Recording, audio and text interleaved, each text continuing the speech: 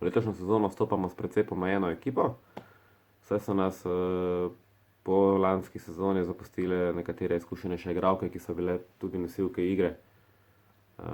Tako da nekih rezultatskih ambicij mi nimamo, želimo pa si vsako tekmo igrati po naših najboljših močeh.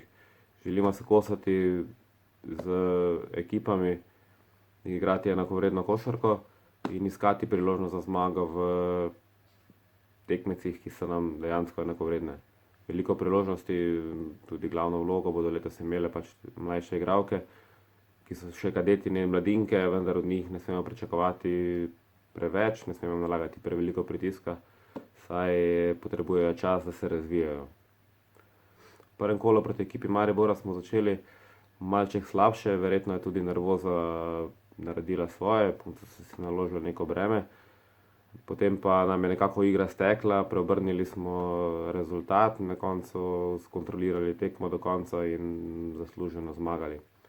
Svojim dekletom čestitam za borbenost, čestitam za prvo zmago. Gremo naprej, v naši igri je še veliko stvari za popraviti. Moramo trdo delati na treningih in igrati na tekmah predvsem sproščeno in bomo videli, kaj bo prinesli rezultati.